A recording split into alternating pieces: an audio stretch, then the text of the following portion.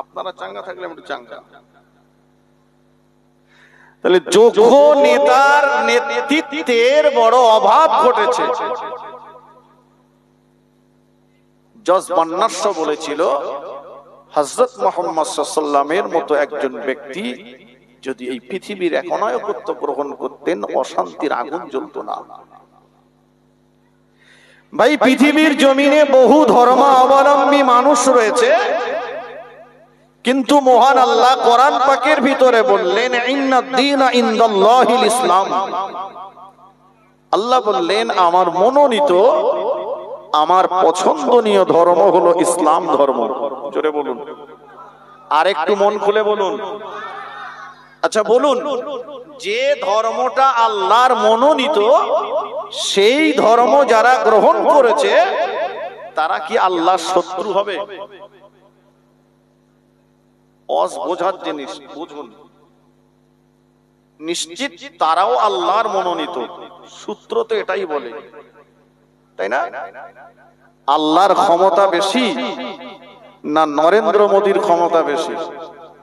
জোরে বলেন। আল্লাহর ক্ষমতা বেশি না অমিত শাহর ক্ষমতা বেশি? আল্লাহর ক্ষমতা বেশি না আমাদের গ্রামের মেম্বারের ক্ষমতা বেশি? ঠিক বলছেন? মুখী বললেও কাজে ঠিক নেই। মেম্বার বলছে, চাচা এবার মিটিং এ তুমি কিন্তু একলা গেলি আর ঘর পাবা না, চাচির লয়ে দেবে। চাষি মোটে যাবে না। চাচা বলে, তুই চল, না গেলি তোর লক্ষ্মীর ভান্ডারটাও কাটা যাবে আর আমার ঘরের নামটাও কেটে দেবে।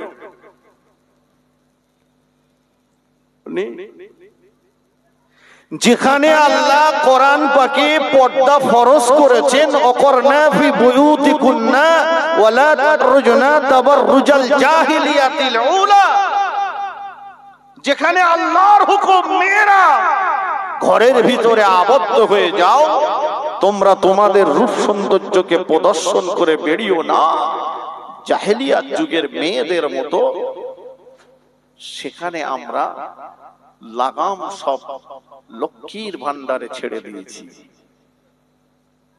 মেয়ে সব, আমার কথা ভুল বুঝলে হবে না। ন্যায়কে ন্যায়, অন্যায়কে অন্যায়। ঘরের মালিককে একটু জোরে বলেন না। ঘর দেওয়ার মালিককে। পৃথিবীতে যখন আমি এসেছিলাম, মায়ের পেটে আমি মরা অবস্থায় ছিলাম, আমাকে তো জীবন দিয়েছে আল্লাহ, কিচ্ছু ছিল না আমার। আল্লাহ আমার হাত পা অঙ্গ প্রত্যঙ্গ সবল করেছে। আল্লাহ আমাকে মেহনত করার মতো ক্ষমতা দিয়েছে। আল্লাহ আমাকে অর্থের মালিক বানিয়েছে। আল্লাহ আমাকে ঘর বাঁধার তৌফিক দিয়েছে। আল্লাহ আমাকে সংসার জীবন যাপন করবার মতো দৈহিক ক্ষমতাও দিয়েছে। এ তো দিয়েছেন আল্লাহ, ঠিক কিনা? কিন্তু বান্দা, ঘর তুই আল্লাহর কাছে না চেয়ে তুই বেঈমান হয়ে গেলি। আল্লাহর মুখাপেক্ষী না হয়ে তুই অন্য কারোর মুখাপেক্ষী হয়ে গেলি।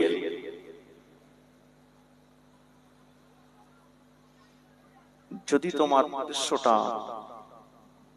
নিয়তটা আল্লাহর থাকতো, ভরসা রাসূলের প্রতি যদি মুহাব্বত থাকতো, রাসূলকে যদি তুমি নেতা বলে মেনে নিতে পারতে, আমার আগেই ভাইজান বলছিলেন, রাসূলকে যদি তুমি নেতা বলে মেনে নিতে পারতে, তাহলে তুমি অন্তত কারো গালে অন্যায় ভাবে চড় মারতে পারতে না। তুমি অন্তত তোমার দুনিয়ার নেতাকে খুশি করতে যে কারোর ঘরবাড়ি ভাঙতে পারতে না। তুমি অন্তত তোমার নেতাকে, দুনিয়ার নেতাকে খুশি করতে যে কারো উপরে অত্যাচারের স্কিম রোলার চালাতে পারতে না। তুমি যদি তোমার দুনিয়ার নেতাকে খুশি করতে যে রাসূলের আদর্শকে বিসর্জন দিয়ে ওই দীঘায় তৈরি হয়েছে জগন্নাথ মন্দিরের প্রসাদ খেতে পারতে না। কথা ঠিক কিনা বলেন? মন্দির তৈরি হয়েছে দীঘায়, আর বেঈমান হয়েছে অনেক মাটনিয়ার লোক। মাটনিয়া এসি বলে এখানকার কথা বলছি, সব জায়গায় একই আছে। হুজুর বসে আছে, শুনে দেখেন তো ওই প্রসাদ খাওয়া যাবে কিনা। কেন? তুমি মোড়ল খুশি করতে গেছো? আল্লাহ খুশি না করে করছো? আল্লাহ নবী গারে সুরের ভিতরে আবু বকর সিদ্দিক রাদিয়াল্লাহু তাআলা আনহুকে নিয়ে অবস্থান করছেন। গারে সুর হিজরতে আবার রাসূলুল্লাহ গারে সুরের ভিতরে গুহার মুখে মাকড়সায় জাল বুনে দিয়েছে, কবুতরে বাসা বেঁধে দিয়েছে।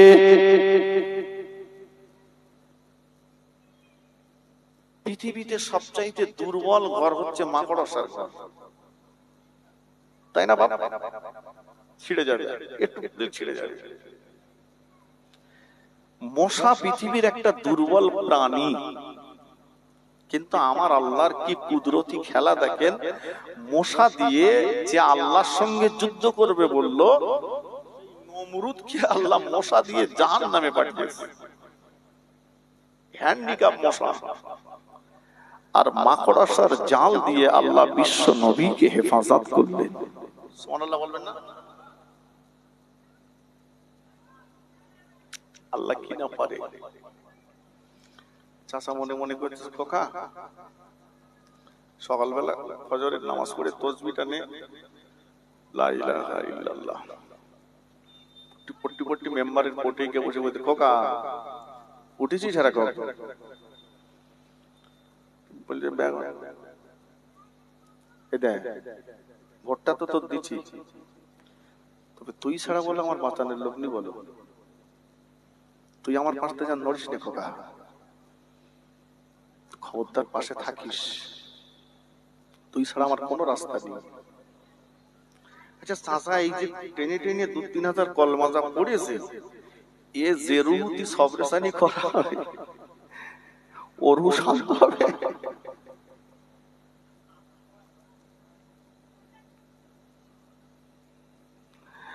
আল্লাহ পাক বললেন, কবুতর, এ কবুতর, তুই আমার নবীকে মোহাব্বত করেছিস, আমার নবীকে ভালোবেসেছিস, আমার নবীর হেফাজতের জন্য তুই তো জীবনের পরোয়া না করে গারে সুরের মুখে বাসা বেঁধে দিয়েছিস। এ কবুতর, আমার নবীকে যে মোহাব্বত করে, আমার নবীকে যে ভালোবাসে, আমি আল্লাহ পাক তাকে মোহাব্বত করি, আমি আল্লাহ পাক তাকে ভালোবাসি। এ কবুতর, জীবনের পরোয়া করলি না, জানের পরোয়া করলি না, নবীকে মোহাব্বত করে ঘর বেঁধে দিলি, আমি আল্লাহ তোর প্রতি বড় খুশি হয়ে গেলাম, তোর প্রতি বড় রাজি হয়ে গেলাম। এ কবুতর, কিয়ামত পর্যন্ত দুনিয়ার জমিনে তোর যত বংশপালা আসবে, কিয়ামত পর্যন্ত দুনিয়ার জমিনে তোর আল আওলাদ যারা আসবে, জীবনেও কোনদিন তোদের ঘর তোদের নিজেদের বানাতে হবে না। আমার নবীর উম্মতের দ্বারা আমি আল্লাহ পাক তোদের ঘর বানিয়ে দেব। আর একটু জোরে বলুন সুবহানাল্লাহ।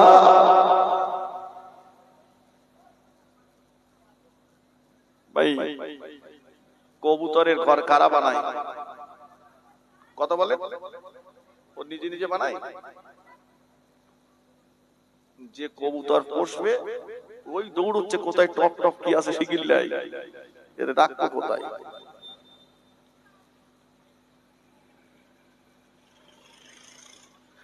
ও আল্লাহ বললেন, মাকড়সা তুই আমার নবীকে মোহাব্বত করলি, তুই আমার নবীকে ভালোবাসলি, আমার নবীকে মোহাব্বত করে গুহার মুখে জাল বুনে দিলি। আমি আল্লাহ পাক তোর উপরে বড় খুশি হয়ে গেলাম, আমি আল্লাহ পাক রাজি হয়ে গেলাম, আমি আল্লাহ বড় সন্তুষ্ট হয়ে গেলাম।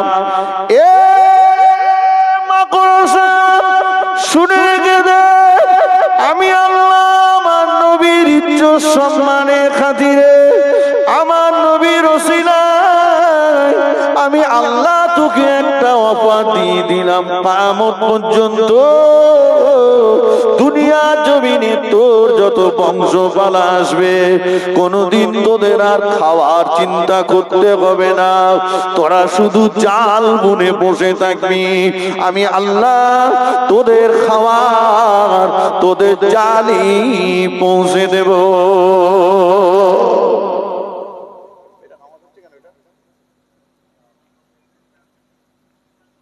বাবা, নবীকে ভালোবেসেছে, মাল পেয়েছে না পাইনি? একটু হ্যাঁ না বলেন না। আমরা এই নবীর মোহাব্বতটা আমাদের ভিতরে কতটা? শুধু নবী দিবস করলেই নবীর মোহাব্বত হয়ে গেল? বিশ্ব নেতার নেতৃত্ব আমরা কতটা মেনেছি, আর দুনিয়ার নেতার নেতৃত্ব আমরা কতটা মেনেছি?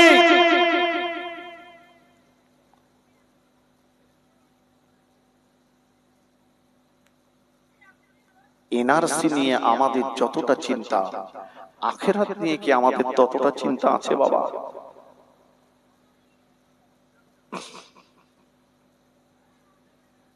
আল্লাহ বললেন, লাকাদ কানা লাকুম ফি রাসূলিল্লাহি উসওয়াতুন হাসানাহ, আমার নবীর ভিতরে রয়েছে তোমাদের জন্য উত্তম আদর্শ।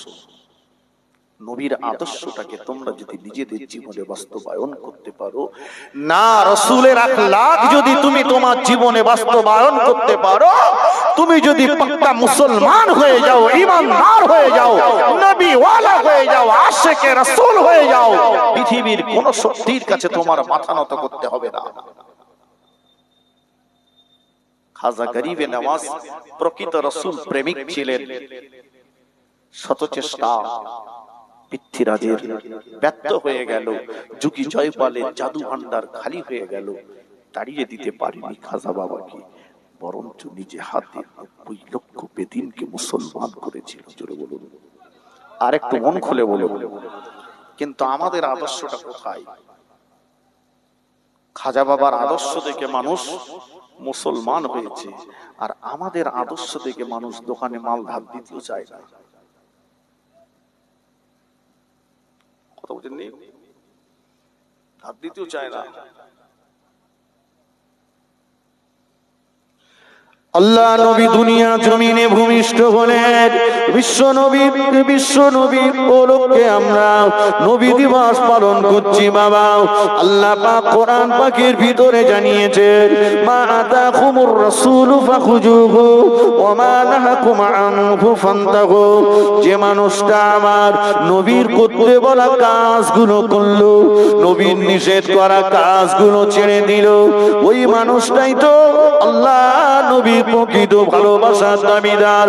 আল্লাহ বললেন, নবীর করতে বলা কাজগুলো করো, নবীর নিষেধ করা কাজগুলো ছেড়ে দাও।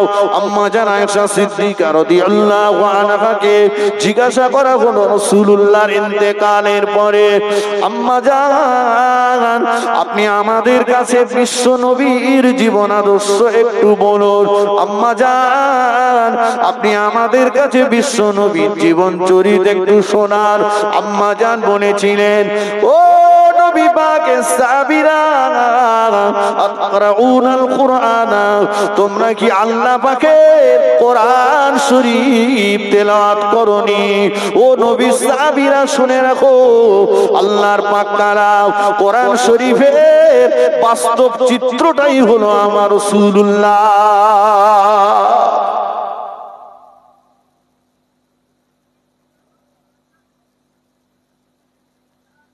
কোরআন পাকের বাস্তব চিত্রটাই হলো আমার রাসূলুল্লাহ। আমি জানি এখন যদি বলি রাসূলুল্লাহ বদরের ময়দানে এই হয়েছে, ওহদের ময়দানে যুদ্ধ করতে যে খেয়েছে, চোখে পানি আসবে। কিন্তু মহব্বত তো শুধু চোখের পানিতেই নয়,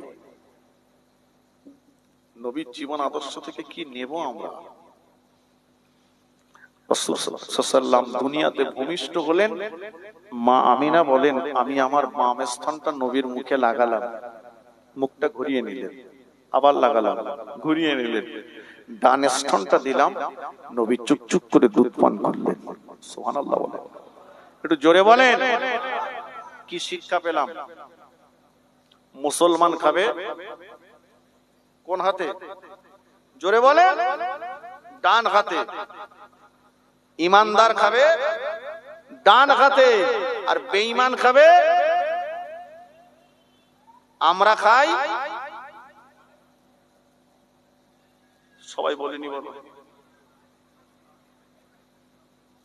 তার মানে বাজারে যান, চায়ের দোকানে বসে চায়ের কাপটা বাম হাতে, বিস্কুটটা বাম হাতে, ভাত খাচ্ছে পানির গ্লাস বাম হাতে, ঠিক আছে বাম হাতে ধরুন, তবে বাম হাতে ধরার পরে ডান হাতটা পিছনে লাগান। মা আপনি আপনার বাচ্চাটার মুখে সর্বপ্রথম আপনি ডান স্থানটা দেন। বাচ্চা পড়তে পারে না, অন্তত ন্যূনতম আপনি পড়ুন বিসমিল্লাহির রহমানির রহিম। তা না হলে ওই খাবারে শয়তান অংশগ্রহণ করে, শয়তানের লালা, শয়তানের এঁটো ওই খাবারের সঙ্গে বাচ্চাটার ভিতরে চলে যায়, ওর ভিতরে শয়তানি খসলাত তৈরি হয়ে যায়। কিন্তু বলুন তো, এই প্রাথমিক শিক্ষাটা কি আমরা আমাদের জীবনে এখনো নিতে পেরেছি? আপনি খাবেন, খাওয়ার মধ্য দিয়েও সওয়াব, খাওয়ার মধ্য দিয়ে সওয়াব। খাবেন, খেতে বসেছেন, মাথায় টুপি দিন, গায়ে একটা কাপড় রাখুন, দস্তরখানা বিছিয়ে নিন, এটা সুন্নাত। রাসূল বলেছেন একটা সুন্নাত আখিরি জামানাতে জিন্দা করলে 100 শহীদের সওয়াব পাওয়া যাবে। জোরে বলুন। দস্তরখানা বলে যারে দস্তরখানা বিছবো তারে হাফ প্লেট মেরে দেবো। ভাই বড় লজ্জার সঙ্গে বলতে হয়, আমাদের ছেলেরা দস্তরখানা তো দূরের কথা, এই যুবক ছেলেরা এরা এদেরকে দেখতে পাবেন রেস্টুরেন্টে, এদেরকে দেখতে পাবেন ঘোষবাড়িতে, এদেরকে দেখতে পাবেন টাকিতে, এদেরকে দেখতে পাবেন হোটেলে, সেখানে যে 100 টাকা 150 টাকা বিরিয়ানির প্লেট কিনে খাচ্ছে, অথচ সেই টাকায় কেনা বিরিয়ানির কিছুটা অংশ প্লেটে রেখে আসছে। ঠিক কিনা বলে? কেন বলে? সব যদি চেটে পুষে খাই, লোকে হাগর বলবে, সুসো বলবে, তাই ওর মাল কিছু রেখে আসতেছে। আর বিয়ে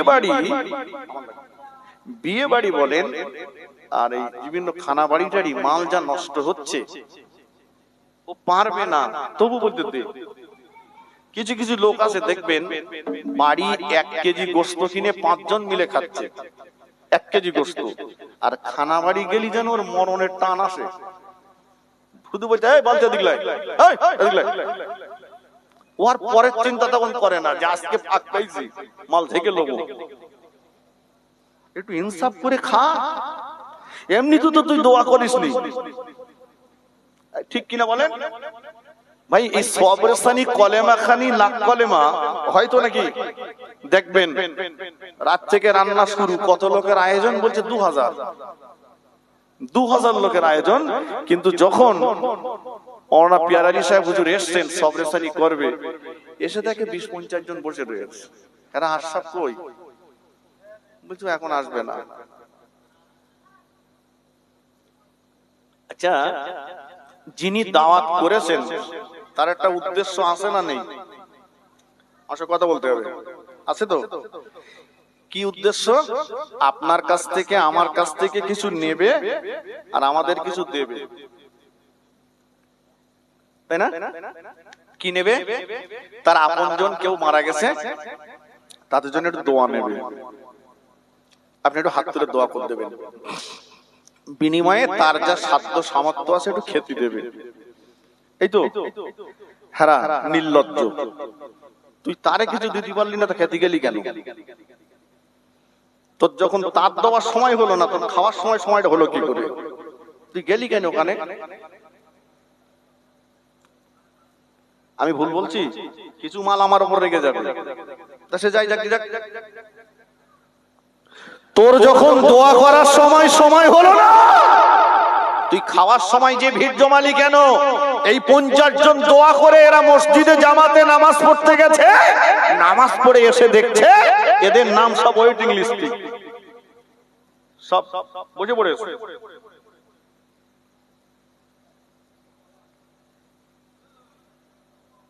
সর্বনাশ।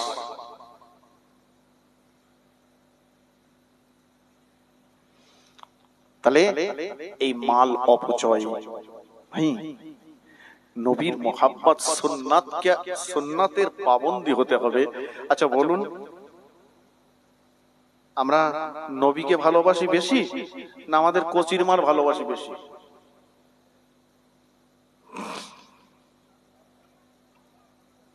বলবেন এ লোক কোত্থেকে এসে মরেছে? আমি ভালোবাসা চটাতি বলছি রে, আমি করছি। রাসূলুল্লাহ বলেছেন, লা ইউমিনু আহাদুকুম তাকুনা হাব্বা ইলাইহি মিন ওয়ালিদিহি ওয়া ওয়ালাদিহি ওয়ান নাসি আজমাইন। তোমার পিতামাতা, সন্তান সন্ততি, ওয়ান নাস, গোটা পৃথিবীর সব মানুষের চাইতে আমাকে বেশি ভালোবাসতে হবে। এখন সব মানুষ ছেড়ে দেন, কজির মার থেকে বেশি ভালোবাসি নবীকে। এই দেখেন, ওমর রাদিয়াল্লাহু আনহু রোম সম্রাটের দরবারে গেছেন। রোম সম্রাট বিভিন্ন দেশের রাজা বাদশাদেরকে দাওয়াত করেছেন, তো সেখানে মদিনার খলিফা ওমর ফারুক রাদিয়াল্লাহু আনহু আছেন। দস্তরখানা বিছিয়ে দিয়েছে, বাদশার দরবারে খাওয়া দাওয়া হবে। ওমর রাদিয়াল্লাহু আনহু বসেছেন, ওনার একজন সঙ্গী আছেন। খেতে খেতে একজনের হাত থেকে এক লোকমা খাবার দস্তরখানায় পড়ে গেছে। হযরত ওমর রাদিয়াল্লাহু আনহু সঙ্গে সঙ্গে ওই দস্তরখানায় পড়ে যাওয়া খাবারটা তুলে নিজে খেয়ে নিলেন। সুবহানাল্লাহ বলেন। ওনার সঙ্গী যে ছিলেন কানে কানে বলছে, হুজুর মান সম্মান সব শেষ। কেন? বলছে এখানে বিভিন্ন দেশের রাজা বাদশারা আছে, আপনি বাড়ি যা করেন সব জায়গায় এক জিনিস করলে হয়? আপনি এই রাজা বাদশাদের সম্মুখে আপনি মদিনার খলিফা, আপনি কিনলেন। মদিনার খলিফা ওমর ফারুক রাদিয়াল্লাহু তাআলা আনহু জবাব দিয়েছিলেন, ও নবী পাকের সাহাবী, ওগো আমার সঙ্গী, ও আল্লাহ নবীর সাহাবী, ও আমার সঙ্গী, মনে রাখো দুনিয়ার মানুষের সম্মানের চাইতে নবীর সম্মানটা অনেক বেশি। দুনিয়ার মানুষ কে আমাকে কি বললো ওটা আমার দেখবার নয়, পরোয়া করবারও কোনো ব্যাপার নয়।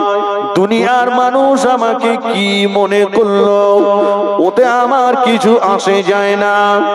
ও নবী পাকের সাহাবী, ওগো আমার সঙ্গী, দস্তরখানায় পড়ে যাওয়া খাবার তুলে খাওয়া হলো আমার নবী পাকের সুন্নাত। শুনে রাখো, আমি ওমরের কাছে দুনিয়ার মানুষের সম্মানের চাইতে আল্লাহ নবীর সুন্নাতের মর্যাদা অনেক বেশি। আর একটু জোরে বলুন সুবহানাল্লাহ।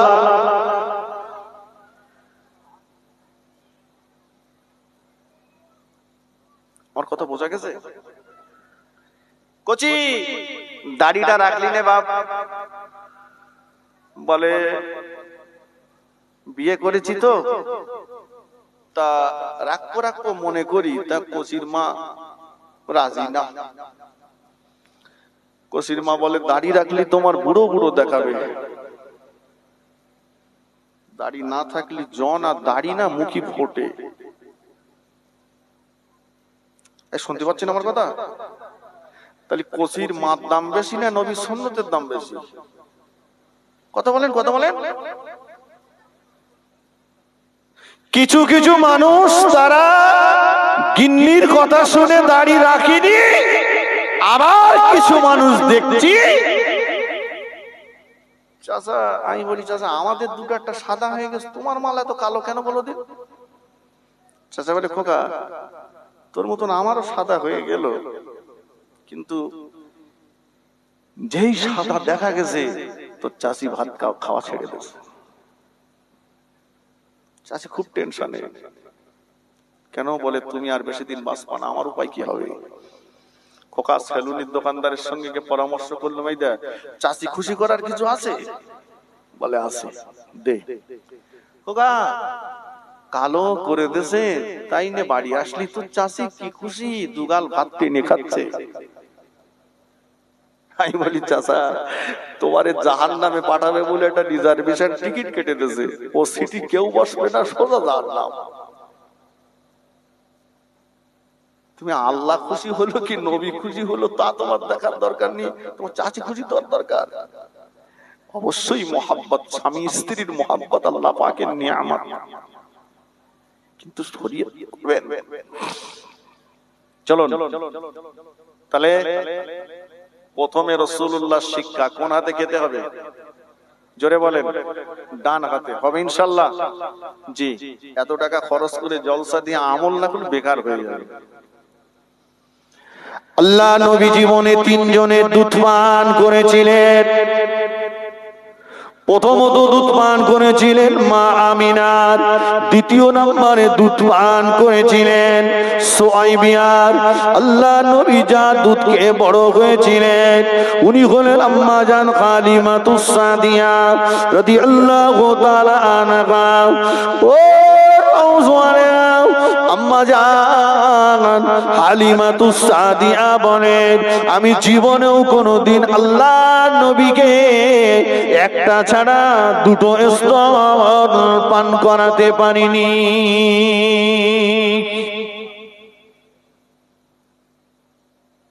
এই সুচাচা একটা ছাড়া দুটো খায়নি কেন? একটা দুধ ভাই রয়েছে, ভাইয়ের হক নষ্ট করা হবে তাই। আমি বর্ণ পরিচয় রস করছি আজকে। বলুন রাসূলুল্লাহ বললেন ইন্নামা আনা বুইসতু মুআল্লিমা, আল্লাহ আমাকে দুনিয়ার জমিনে শিক্ষক রূপে প্রেরণ করেছেন। আমি ডাক্তারদের ডাক্তার, আমি মাস্টারদের মাস্টার, আমি উকিলদের উকিল, আমি ব্যারিস্টারদের ব্যারিস্টার, আমি বৈজ্ঞানিকদের বৈজ্ঞানিক। রাসূল পাক সাল্লাল্লাহু আলাইহি ওয়াসাল্লাম বললেন আল্লাহ আমাকে দুনিয়াতে ইনসাফ প্রতিষ্ঠিত করার জন্য, হক প্রতিষ্ঠিত করার জন্য পাঠিয়েছে, হক নষ্ট করার জন্য নয়, ইনসাফ নষ্ট করার জন্য আল্লাহ আমাকে দুনিয়ার জমিনে পাঠাননি। আমি যদি আমার মায়ের দুটো স্তন পান করি আমার ভাইয়ের অধিকার নষ্ট করা হবে। আজকে যারা আমার মাইকের আওয়াজ পাচ্ছেন, যারা আজকের এই মাহফিলের শ্রোতা, বুকে হাত দিয়ে বলুন আমরা যারা আছি, ছোটবেলা ভাই মরে গেছে, ছোট ছোট ভাই বউগুলোকে মাল থেকে দিয়েছি, সব জমি লিখে নিয়েছি। আমরা যারা বোনের ফারাজ নষ্ট করেছি, আমরা যারা শ্বশুর বাড়ির সম্পত্তি তছরূপ করেছি, আমরা যারা বড় ছেলেকে দিয়ে ছোটকে দেইনি, ছোটকে দিয়েছি বড়কে দেইনি, মেজোকে দিয়েছি সেজোকে দেইনি, সম্পত্তি সব ছেলের নামে লিখে দিয়ে মেয়েগুলোকে ফাঁকি দিয়েছি। এই আসামিগুলোর উপায় কি হবে? মাঠ নিয়ে এই আসামি একটাও নেই।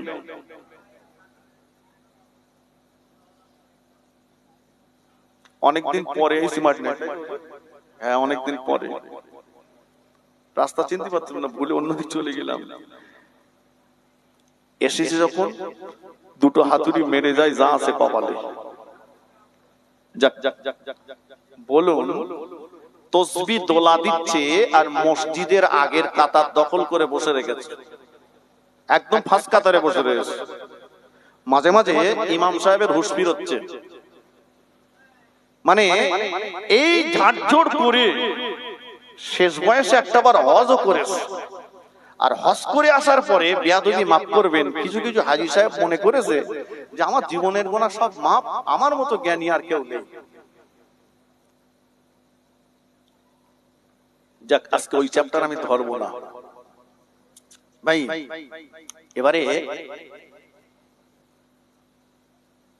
ফাঁস কাতারে বসে ইমাম সাহেবের হুঁশ ফেরাচ্ছে, এর দুটো পয়সা রয়েছে, এ মনে করছে ইমাম সাহেব মসজিদের ইমাম মানে ও যা বলবো তাই। বেয়াদব, মসজিদের ইমাম সাহেব তোমার বাবার চাকর না। তুমি টাকার মালিক হতে পারো, তুমি মসজিদ কমিটির সেক্রেটারি, সভাপতি, ক্যাশিয়ার হতে পারো, কিন্তু মনে রেখে দিও মসজিদের ইমাম সাহেব তোমার বাবার চাকর না। তুমি ইচ্ছে মতো তার সঙ্গে বেয়াদবমূলক ব্যবহার করতে পারো না, তুমি ইচ্ছে মতো তার সঙ্গে আচরণ করতে পারো না। তোমার মনে রাখা দরকার সে আল্লাহর ঘরের খাদেম। কথা বোঝেননি? বলে মাইনেতে বুঝে রেখিস ক টাকা দাও। হ্যাঁ, মশলাগুলো নেবে মুফতি সাহেবদের কাছ থেকে। মসজিদ হচ্ছে চাকচিক্য, ঘুরে ঘুরে দেখছি মসজিদ হচ্ছে চাকচিক্য, জলসা হচ্ছে লক্ষ লক্ষ টাকা ব্যয় করে। এক একটা জলসার বক্তা 10,000, 15,000, 20,000 টাকা ভিজিট, কিন্তু মসজিদের ইমাম সাহেবের বেলা 200 টাকা দেবে, কবে দেবে তা ঠিক নেই। ইমাম সাহেব বাড়ি যাওয়ার সময় বাড়ির বাচ্চা কাচ্চারা শুনেছে আজকে আমার আব্বার মহল্লায় জলসা হচ্ছে, তারা আশা করে আছে তাবারুক আব্বা নিয়ে আসবে। এরা সব মাল গুটকেলে বালতি করে যাচ্ছে চলে গেছে। হুজুর সে এবার আর কুলুইনি, সামনের বার তোমার জন্য রেখে দেবো। তাবারুকটাও হয়নি ইমাম সাহেবের। এই ভুল বলছি আমি? 10,000 টাকা নিয়ে বেরিয়ে গেল। কালকে আমারে ফোন করে বলবেন তো ঝাড়া দিয়ে হাসতে হবে কেন, কিরাম আমার খুঁজে পান। আপনারা মনে করবেন না যে কোন ইমাম সাহেব আমাকে বলে দিয়েছে, আমি না, আমি ও কথা বলছি না, আমি আমার ব্যক্তিগত কথা বলছি। ঘুরে ঘুরে আমি বাস্তবটা যা দেখেছি তাই। মসজিদ চাকচিক্য হচ্ছে, মসজিদ মানে শান শওকতের সঙ্গে তৈরি হচ্ছে, কিন্তু ইমাম সাহেবের মাইনে সেই মানদাদার আমলে যা ছিল তাই। আবার বলছে সরকারি বাদাবাদ দিতে হবে। তুমি আল্লাহর প্রিয় ইবাদত করবে, পয়সা ভার করবে না। হ্যাঁ, হুজুর বসে আছেন, দেখবেন শুনে দেখবেন সৌদির জমিনে আল্লাহ পাক ইমামদের এত ইজ্জত দিয়েছে। সব চাইতে সৌদি গভর্নমেন্টের অধীনে যত চাকরি আছে সবার চাইতে 1 টাকা মাইনে বেশি ইমাম সাহেবের।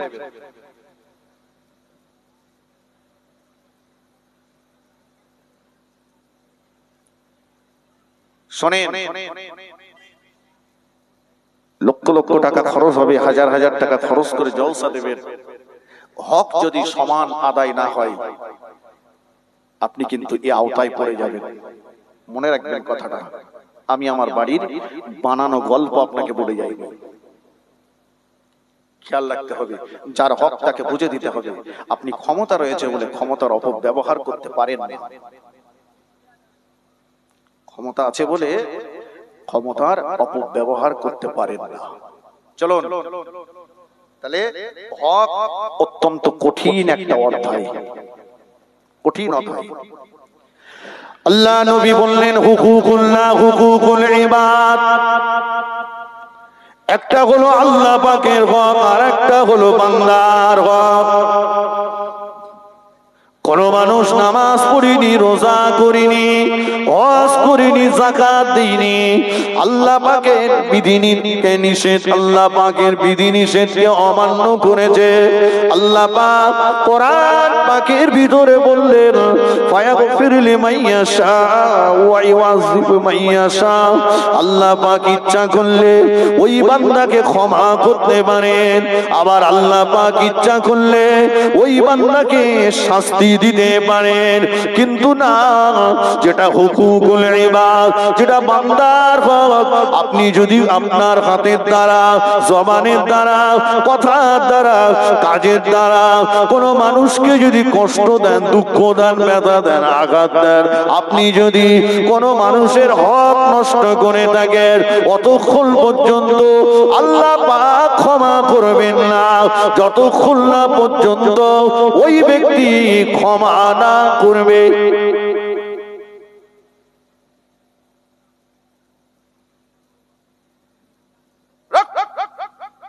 টোটো চালায়, আমি ওর কাছে ক্ষমা চাইতে যাবো, ভাবলে কি করে? গরম, রক্তের গরম। গরম ফেরাউনির কম ছিল না বলো?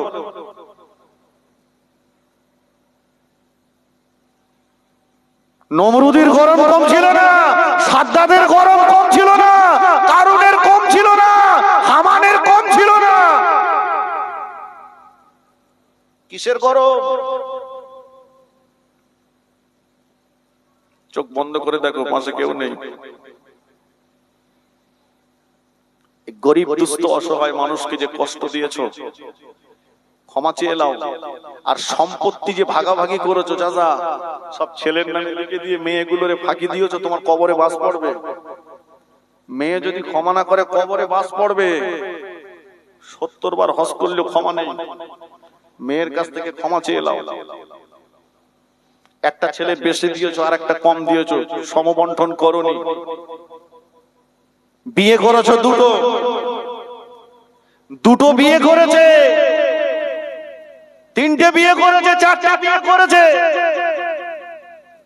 বলে দাদা হুজুর, ছোট হুজুর করেছে। হ্যাঁ, ছোট হুজুর করেছে। ছোট হুজুর 4টে বিবি। একটা বিবি শাড়ি কিনেছে 100 টাকা, আর একটা বিবি শাড়ি কিনেছে 120 টাকা। 120 টাকা নিয়েছে, 100 টাকা শাড়ির আঁচলে 20 টাকা বেঁধে দিয়েছে। সুবহানাল্লাহ বলে।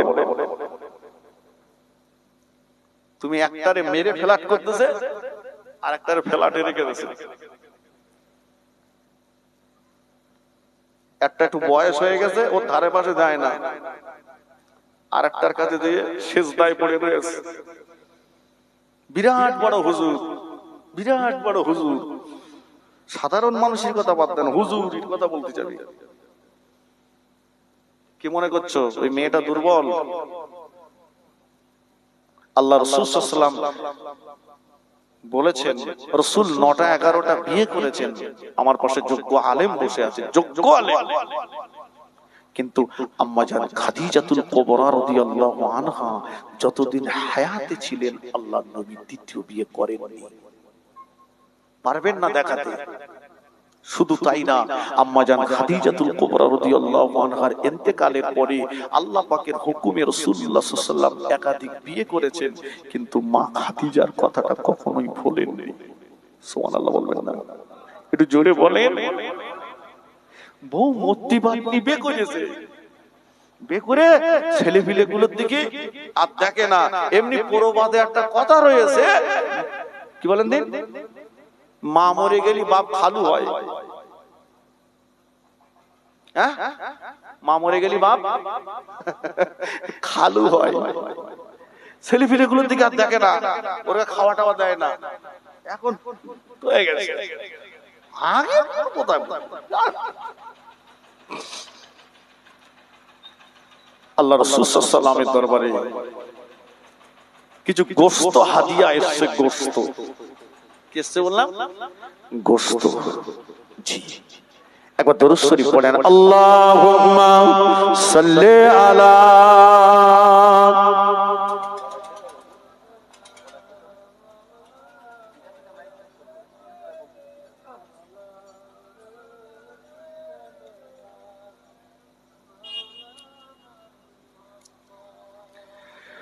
মুসিবত না পাই যদি, মুসিবত না পাই যদি, করুণা তোমার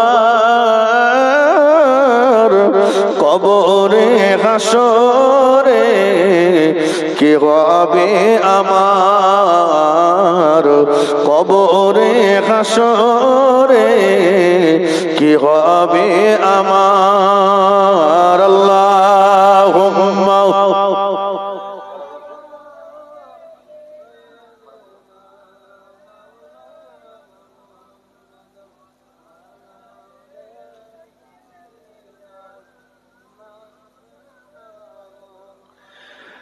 আসি গো ডুবে আমি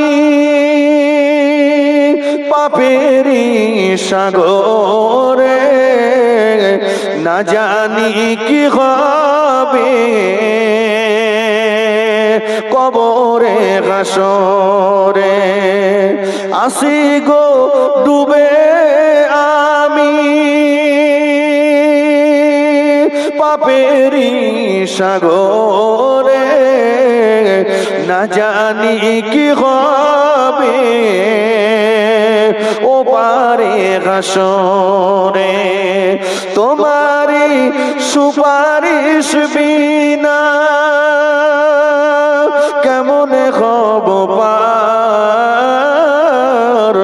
কবরে হাসরে কি হবে আমার কবরে হাসরে কি হবে আমার আল্লাহুম্মা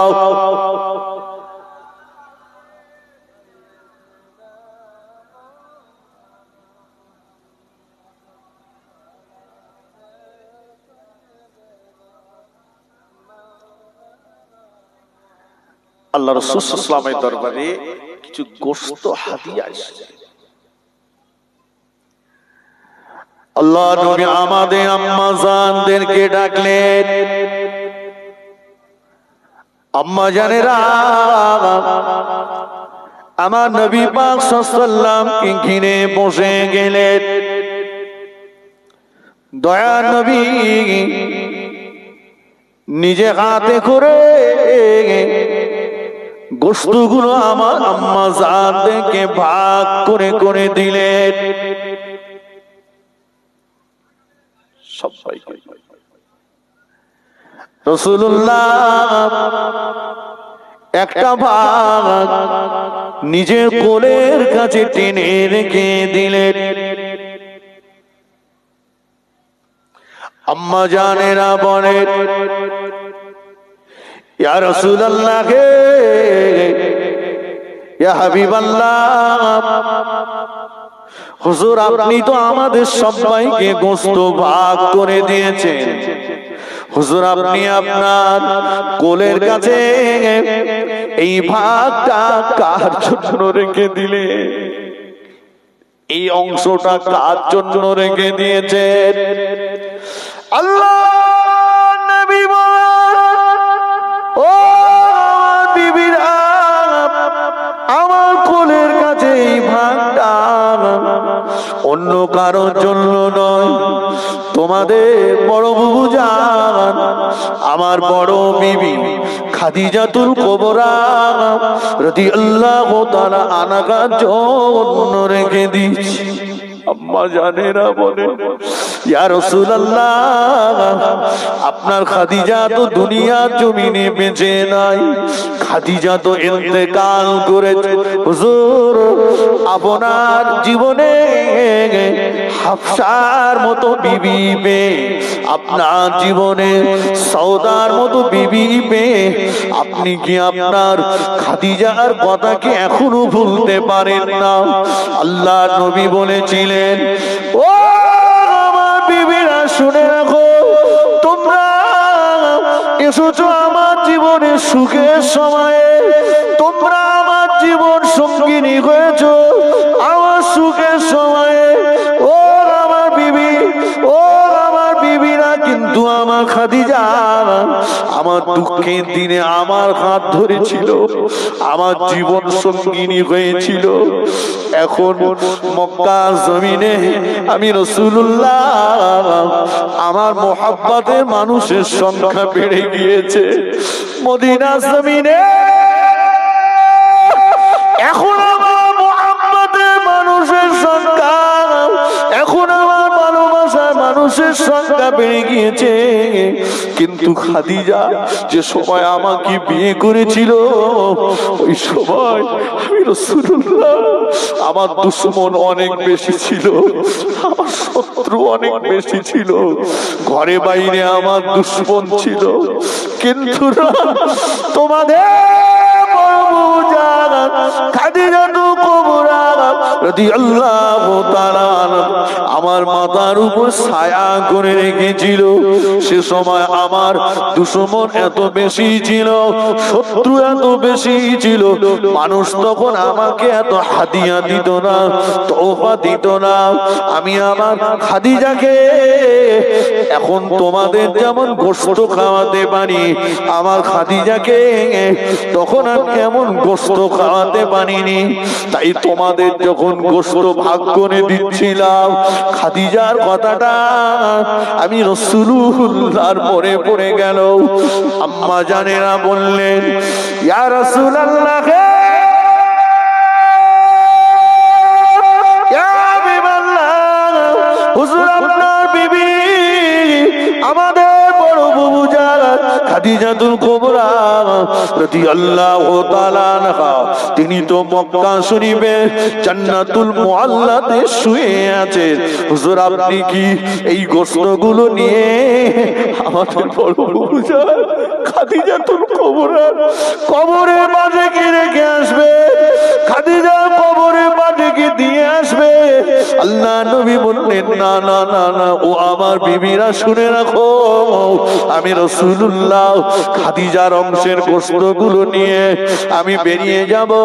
খুঁজে খুঁজে খুঁজে খুঁজে আমার বিবি খাদিজাতুল কুবরা কোন বান্ধবীকে বার করব, খাদিজার বান্ধবীর সঙ্গে যে দেখা করব, খাদিজার বান্ধবীর কাছে যে বলবো, তুমি আমার খাদিজার বান্ধবী, তুমি আমার খাদিজাকে বড় মোহাব্বত করতে, আমার খাদিজাও তোমাকে বড় মোহাব্বত করতে, আমার খাদিজা দুনিয়ায় নাই, এই নাও খাদিজার অংশের বস্তুগুলো আমি রাসূলুল্লাহ তোমাকে দিলাম, তুমি এগুলো রান্না করে খাবে, আর তুমি আমার খাদিজার জন্য একটু দোয়া করবে।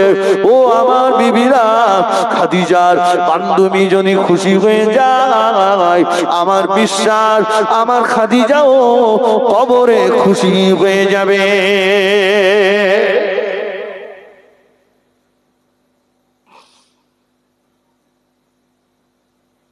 মুহাব্বত আছে না নাই? জি, রাসূল ৯টা-১১টা বিয়ে করেছেন, কিন্তু কাউকে কোলে পিঠে করেননি, কাউকে কোলে পিঠে করেননি। শেষ সময় রাসূলুল্লাহ সমস্ত আম্মা জানদেরকে ডেকে বললেন, ও আমার বিবিরা, আমি কয়েকদিন ধরে অসুস্থ, প্রতিদিন এক একজনের ঘরে আমার থাকবার পালা, এক এক রাত্রে, আমি এই অসুস্থতা অবস্থায় যদি পালা বদল করি, আমার অসুস্থতাটা বেড়ে যেতে পারে। তাই তোমাদের ডেকে আমি তোমাদের কাছে অনুমতি চাইছি, তোমরা যদি আমাকে অনুমতি দাও, আমি অসুস্থতার কটা দিন তোমাদের ছোট বুবুজান আয়েশার ঘরেতেই কাটাবো। একটু জোরে বলে। আমাদের আম্মা জানেরা ডুকরে ডুকরে কাঁদতে লাগলে, আম্মা জানেরা ডুকরে ডুকরে কাঁদতে লাগলে। আমাদের জীবনে আপনার মতো স্বামী পেয়ে জীবন আমাদের ধন্য হয়ে গিয়েছে, আমাদের জীবনে আপনার মতো স্বামী পেয়ে জীবন আমাদের ধন্য হয়ে গিয়েছে। হুজুর আপনি ইচ্ছা করলে একা একা সিদ্ধান্ত নিয়ে নিতে পারতেন, আপনি একা একা সিদ্ধান্ত নিয়ে ছোট বুবুজান আয়েশার ঘরেতে থাকতে পারতেন, আয়েশার বিছানাতে থাকতে পারতেন, কিন্তু না, আপনি এত বড় ন্যায় ইনসাফ ওয়ালা, আপনি এত বড় বিবেক, ইয়া রাসূলুল্লাহ আপনি আমাদের কাছে অনুমতি চাইলে হুজুর আমরা আপনার বিবিরা সম্মিলিতভাবে আপনাকে আমাদের ছোট বুবুজান আয়েশার ঘরে থাকবার জন্য অনুমতি দিয়ে দিলাম। আর একটু জোরে বলে সুবহানাল্লাহ।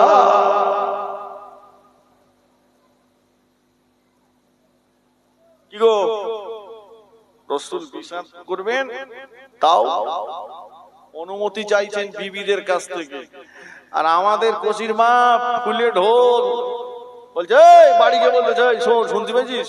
কি বলে হুজুর ওয়াজ করেছে স্বামীর পাততলায় জান্নাত, এইটা বলে মাল চালাচ্ছে খুব, স্বামীর পাততলায় জান্নাত। আজকে আমি একটা উল্টো কথা বলে যাব, স্বামীর পায়ের তলায় জান্নাত ঠিকই কথা। রাসূল বলেছেন আল্লাহ ছাড়া, আল্লাহ ছাড়া, আল্লাহ ছাড়া যদি দুনিয়ার কোন জায়গায় সিজদা করা যায় তো আমি জগতের মেয়েদেরকে বলে দিতাম স্বামীর পায়ের তলায় সিজদা করতে। তাই বলে কি তুমি ফুলে আব্দুল, তুমি কি ওটার কালী পুজোর ঢোল মনে করেছো? মন হলি গুড়ম গড়াম অ্যাকশন চালাবা? স্বামীর পায়ের তলায় যেমন স্ত্রীর জন্য জান্নাত কথাটা শুনেছে, আজকে আমি বলে যাচ্ছি মনে রাখুন, একজন স্বামীকে জান্নাতে যেতে গেলেও তার স্ত্রীর পক্ষ থেকে ভালো সার্টিফিকেটের দরকার। যাও এইবার জান্নাত কোথায় নেবে?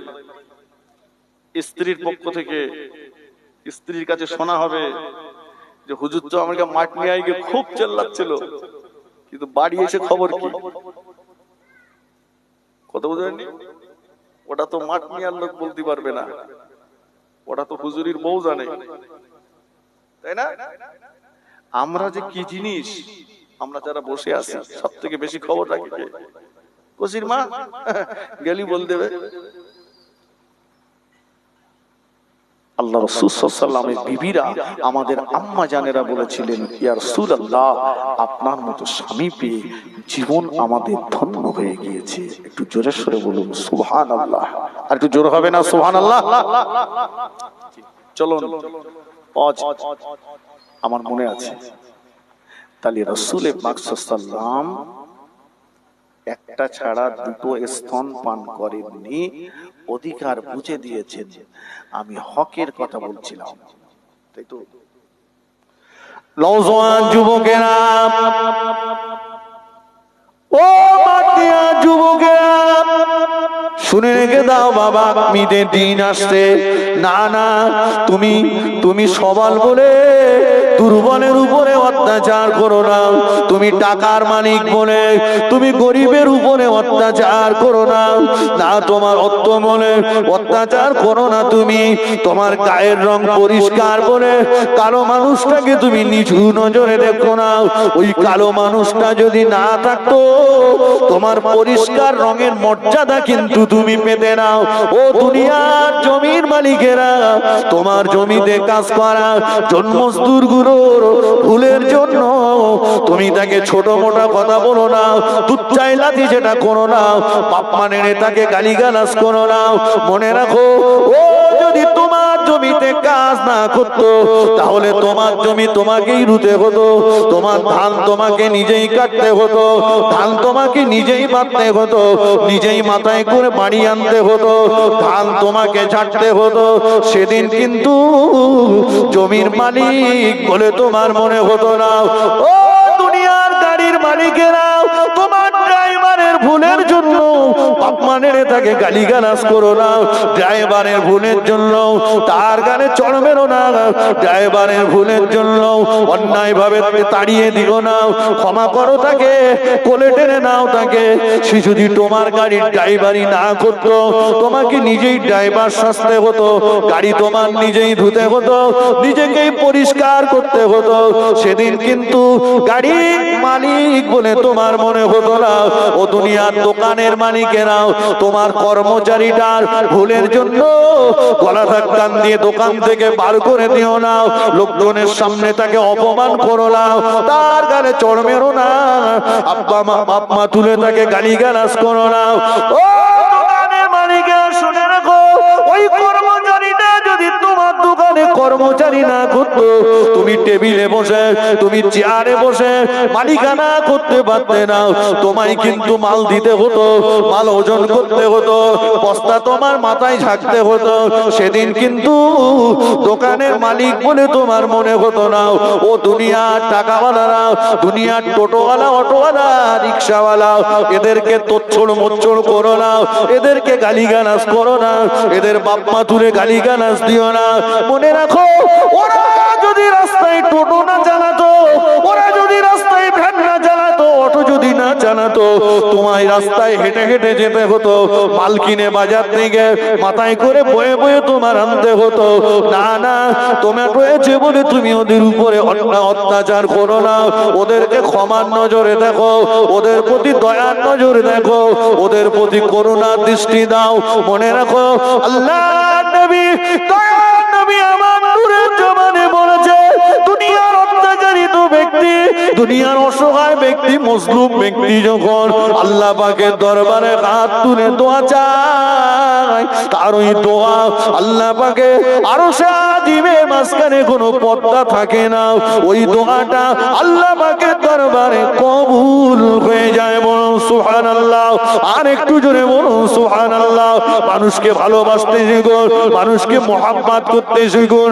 দুনিয়ার কারো চলে পড়ে, দুনিয়ার কোন নেতার কবলে পড়ে কারো গালে চড় মারতে যাবেন না, কাউকে ঘর ছাড়া বাড়ি ছাড়া করবেন না, কারো প্রতি অত্যাচার করবেন না, কারো দোকান ভেঙে দেবেন না, কারো ফসল নষ্ট করবেন না।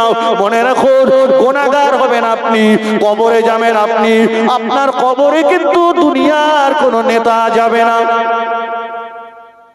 ঠিক কিনা বলেন? যাবে না। এত লাফালাফি কেন? এই চরিত্রটা আমাদেরই বেশি, বুঝতে পারেননি? ১,৫০০ বছর আগে রাসূল বলেছেন, সায়াতি জামানুন আলা উম্মতি তাকুনু কুলুবুহুম কাকুলুবিস সিয়াব। শীঘ্রই আমার উম্মতের ভিতরে এমন একটা সময় আসবে যে সময়ে মানুষের অন্তরগুলো হবে হিংস্র জন্তুর ন্যায়। সুন্দরবনের জঙ্গলের বাঘ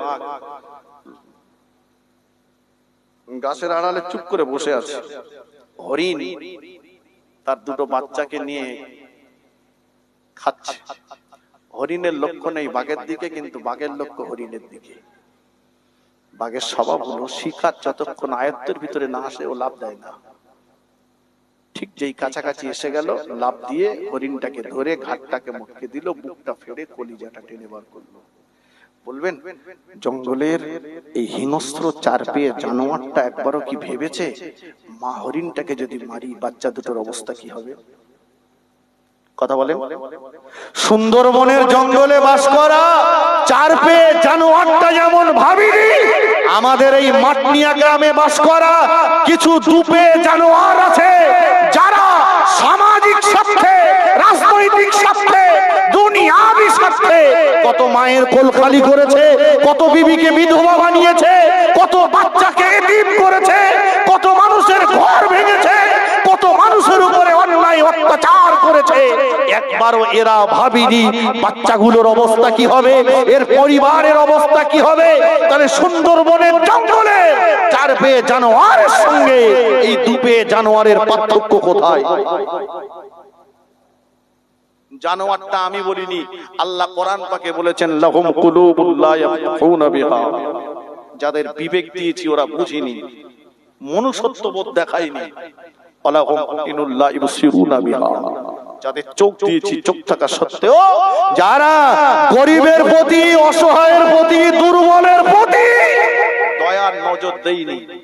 ওয়ালাহুম আযানুন লা ইয়াসমাউনা বিহা। যাদেরকে কান দিয়েছি অথচ যারা অসহায়ের কান্না যাদের কানে যায়নি। আল্লাহ বললেন, দুর্বলের কান্না তুই শুনতে পারি না? হ্যাঁ, একটা অসহায় ঘরে বসে কাঁদছে, তার চোখ কান্না তোর কানে তোলা।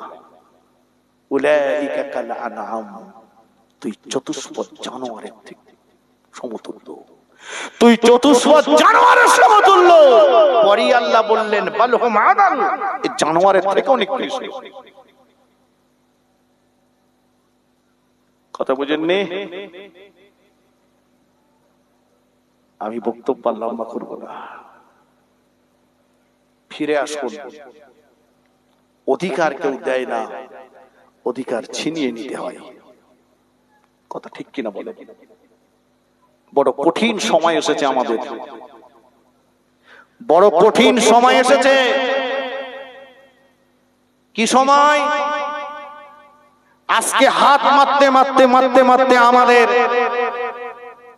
বাপদাদাদের রেখে যাওয়া মসজিদ, মাদ্রাসা, ঈদগাহ, কবরস্থান, খানকা, তার উপরে হাত মারতে শুরু করেছে। শগুনের নজর পড়েছে। কথা বোঝেননি আমার? কিছু কিছু বক তারা চুন মেখে, কিছু কাক তারা চুন মেখে বক সেজেছে। কিছু কাক চুন মেখে কি বললাম বক সেজেছে। ওরা বলেছে আমরা বিশাল মুসলিম দরদি, কিন্তু বলছে ওয়াকাফ নিয়ে যদি কথা বলো তাহলে আমার চাইতে শত্রু আর কেউ হবে না। মানে ও চুন কিন্তু খানিকটা ধুয়ে গেছে। কথা বলেননি? এবার চেনা যাচ্ছে যে আসলে তো শালা বক না, এত চুন মেখে আসলে বক সেজেছিল, এ তো কাক। কথা বোঝেননি? আমরা যখনই বলতে যাব আমাদের হিংসা নেই, লক্ষ কোটি টাকা খরচ করে জগন্নাথ মন্দির তৈরি হলো, কিন্তু হাজার হাজার মুসলমান দীঘায় যায়, ওয়াকাফ ট্রাস্টের টাকায় কেন একটা মসজিদ বানানো হলো না? ওয়াকাফ সম্পত্তি তো কম নেই। কথা বোঝেননি? কম নেই। আপনি কলকাতাতে যাবেন, নিউ টাউন হাতিশালার পথ থেকে হিটকোর জমির উপরে কম বেশি 27টার মতো মন্দির আছে, একটাও মসজিদ নাই, নামাজ পড়ার জায়গা নেই।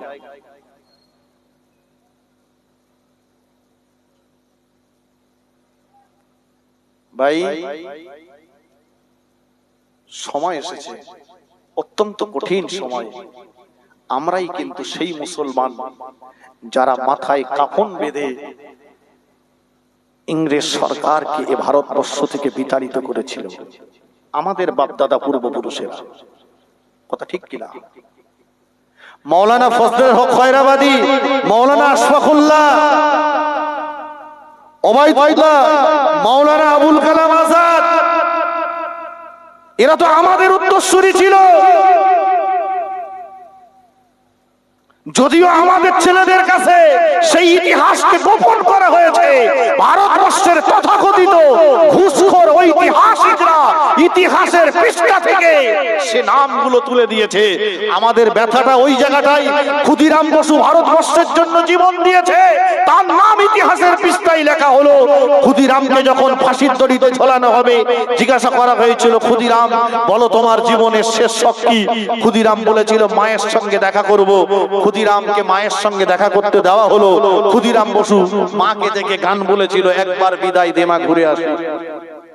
গানটা ইতিহাসের পৃষ্ঠায় লেখা হলো, কিন্তু একই সময় বন্দী করা হয়েছিল মাওলানা আশফাকুল্লাহ রহমতুল্লাহ আলাইহি।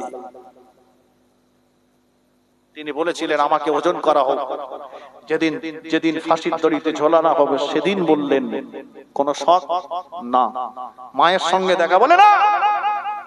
বাড়ি থেকে যখন ফজরের পরে বার হতাম কাফন বেঁধে, মাকে বলে আসতাম সন্ধ্যাবেলা যদি আশফাকুল্লাহ ফিরে আসে তাহলে মনে করো সন্তান ফিরে এসেছে, আর সন্ধ্যাবেলা যদি ফিরে না আসে মনে করো তোমার আশফাকুল্লাহ জন্মভূমির জন্য জীবন দিয়ে গেছে। সুবহানাল্লাহ। ওজন করা হোক। বলছে একটু পানি খাবে না? বলে পারবে। ইংরেজের পোষা কুত্তাদের মাথার খুলি করে পানি দিতে মাওলানা আশফাকুল্লাহ রহমতুল্লাহ আলাইহি ওজন করা হয়েছিল। প্রথম যেদিন জেলখানায় ঢোকানো হয় ফাঁসির হুকুম দিয়ে, সেদিন আর যেদিন ফাঁসির দড়িতে ঝোলানো হবে সেদিন মাওলানা সাহেবের ওজনটা 7 কেজি ওজন বেশি হয়ে গিয়েছিল। জোরে বলুন, জোরে বলেন। মাওলানা আশফাকুল্লাহ রহমতুল্লাহ আলাইহি বলেছিলেন আমি ওজন করতে বলেছিলাম এ কারণে, সেদিনকার তুলনায় আজকে যদি আমার ওজনটা কম হতো, ইতিহাসের পৃষ্ঠায় এটাই প্রমাণিত হতো মুসলমানেরা বীর পুরুষ নয় কাপুরুষের মতো জীবন দিয়েছে। আজকে এটাই প্রমাণ করে দিয়েছে আশফাকুল্লাহ কাপুরুষ নয় বীর পুরুষের মতো জীবন দিয়েছে। নেতাজি সুভাষচন্দ্র বসুর নাম লেখা হলো, কিন্তু যে শাহনওয়াজ খান সর্বপ্রথম ইংরেজের পতাকা দিল্লির লাল কেল্লার মধ্যে থেকে টেনে ছুঁড়ে ফেলে দিয়ে ভারতবর্ষের তেরঙ্গা পতাকা লাগিয়েছিল, নাম ছিল তার শাহনওয়াজ খান। নেতাজি সুভাষচন্দ্র বসুর হাত ছিল, তার নামটা ইতিহাসের পাতা থেকে উঠে গেল। কথা বুঝেননি? আমাদের ছেলেদের কি হলো? তবে মনে রাখো চায়ের দোকানদার, আমরা সেই জাত, মাথায় কাপন বেঁধে যদি ইংরেজকে ভারতবর্ষ থেকে বিতাড়িত করতে পারি, নূতন করে আবার মাথায় কাপন বেঁধে তোমাকে 7 সমুদ্র 13 নদী পার করে ছাড়বো ইনশাআল্লাহ। কথা ঠিক কিনা বলে? তবে চাচা একটা টের ফলে ভুলে গেলে হবে না, 5 সেকেন্ডের কাজটা একটু ভেবে চিন্তে করতে হবে, বুঝলেনি?